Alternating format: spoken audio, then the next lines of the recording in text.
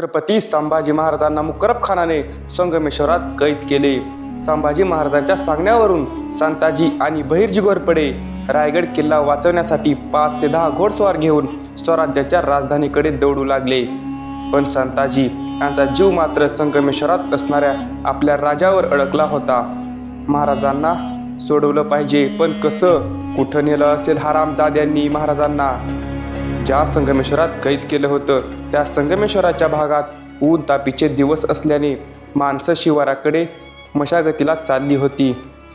शंभूराजे मोगलांच्या कैदेत सापडलेत ही बातमी घेऊन रायगडाच्या रोखाने वाऱ्यासारखे झेपावणारे संताजी आणि बहिर्जी घोरपडे रायगडाच्या जवळ येऊन पोहोचले। भूकंपाने जमीन हादरावी तशी त्यांची काळीज हादरत होते। पाचाडच्या बाजूंनी रायगडाला इतिकात खानाचा घेर पडला होता। तो घेर चुकून चोरवाटांनी ते वरती आले। संताजीच्या अंगातून घामाच्या धारा टपटपत होत्या। संताजी महाराणी येसुबाईंसमोर उभे राहिले आणि म्हणाले, जगदंबा कोपली राणी साहेब, तोंड नाही सांगायला धनी संगमेश्वरात फसलं। कोल्हापूरच्या खानानं दगाफटका केला। आपलं शंभूराजे कैद झालं।